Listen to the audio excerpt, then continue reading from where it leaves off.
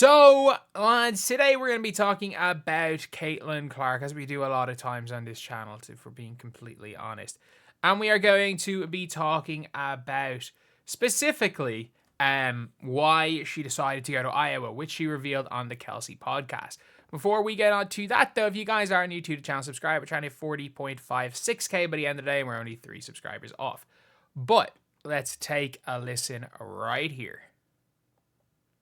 So I picked Iowa, and Iowa was really good at women's basketball before I went there too. Like made a few Sweet 16s, made the Elite Eight. How good were they? Like, that is an interesting thing. Like, obviously, they'd made one Final Four ever in 1993. They made the Elite Eight with Meg Gustafson. Obviously made a Sweet 16 in 2015, so not too far. Like, Caitlin Clark was 13 when they made the Sweet 16 before that. Meg Gustafson. Was Kate Martin in the college with Meg Gustafson? I think Kate Martin might have been a freshman, because she did 6 years in college. Kate Martin was... No, she redshirted. She tore her ACL, so Kate Martin was in the college when they made the Elite Eight. She redshirted that year. Monica Zanano played that year. And in the tournaments, a lot of the time they were losing in the first round. They didn't make the tournament in 2016 or 2017. Lost first round that year. 2021, they lost the Sweet 16 to UConn. They lost in the... Well, they lost in the second round in 2022. That's really wasn't ideal.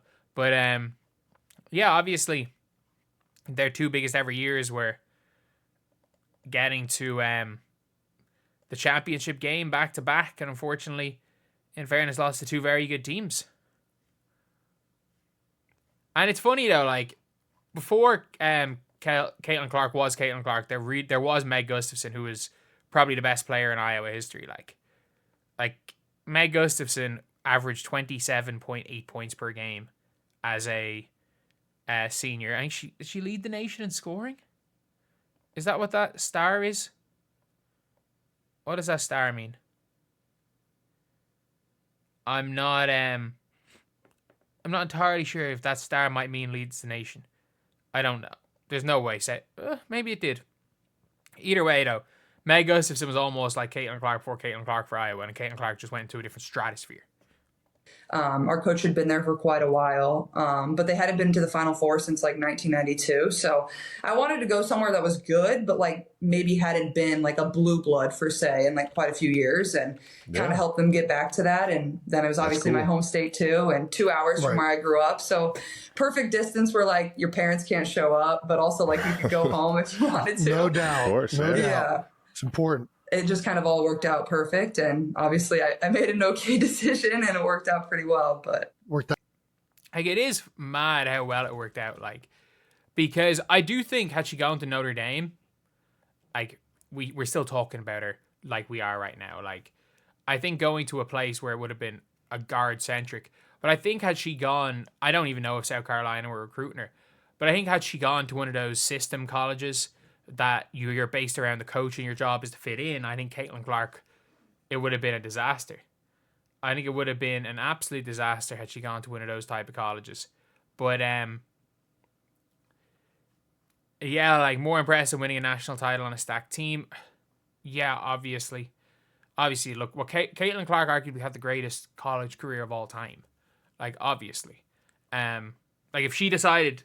A lot of people are saying, oh, if she decided to go to UConn, I think UConn, she would have won at UConn if she'd gone there, but, like, let's be real. It would have been a disaster for her. I still think we still know who she is if she goes to Notre Dame, and they still, like, if you surround her, no offense to Kate Martin, if you surround her with Hannah Hidalgo, Olivia Miles, and, not even Olivia Miles, we surround her with Hannah Hidalgo and Sonia Citron and Maddie Westbell last year, they're walking the championship.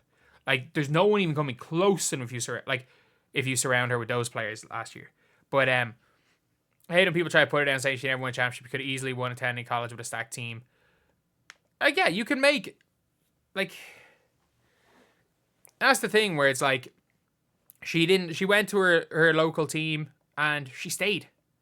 I don't begrudge anyone leaving. And I mean that. Like, if somebody leaves and their reason for leaving is they want to get a better chance of winning. It is what it is. Like, I don't think there's any reason to begrudge someone for doing that, because we're in like a basketball culture where if you ring chase, they say you're running from the grind. And if you don't ring chase, they make fun of you for not winning rings. So I'll never begrudge someone for doing either. I think if you want to look through all basketball from a standpoint of, like, I think a lot of basketball fans don't like basketball. And I think a lot of players, when they go to these like colleges that are stacked, they're like, oh, their winning doesn't count, they've gone to a stacked college. But then if a player doesn't go to a stacked college and does something like what Caitlin Clark did, and had like one of the greatest college careers, if not the greatest college career of all time, even in modern time, maybe the Cheryl Miller, Cynthia Cooper team, maybe, but like in modern eras anyway.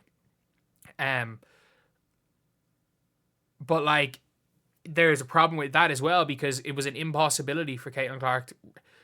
Maybe not an impossibility, but a near impossibility. I think her making back-to-back championship games with the roster that she had. And no offense, like, we do not know who Kay Martin is if it's not for Caitlin Clark. Like, we don't. We have no idea who Kay Martin is. Like, if you put Kay Martin on South Carolina, I don't think she really plays. I think Lisa Bluter saw something in her. I thought she was very good.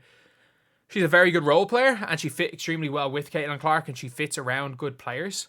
So I think she'll have a spot in the league, but like, she was fine. Like, she was absolutely fine.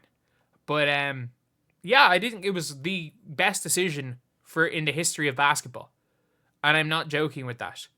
It's up there with the best decisions in the history of basketball.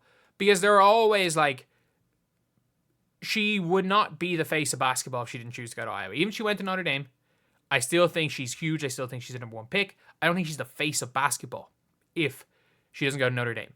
And there is only one player bigger than her in basketball, right? Two, maybe. Maybe Steph Curry, and LeBron. That's it. In the basketball world today. And I still think, as an individual, Caitlin Clark probably packs out more gyms to watch just her play than any other player in the world. So, yeah, I think great decision. Obviously, it worked out. For the good of the game of basketball, it worked out. And, dear Lord, thank God. Thank God that she didn't go to Gino, because right now, like, no one was ever questioning Paige's aggression in high school. We're now looking at a situation. We could be looking at a situation where people are like, oh, Caitlin's Kobe. She would have never been like that. Whereas Kobe would have just told Gino to F off, basically, or would have left after a year with the way Gino coaches. I think Caitlin Clark's too nice a person off the floor to do some of that stuff. But anyway, I'll see you guys.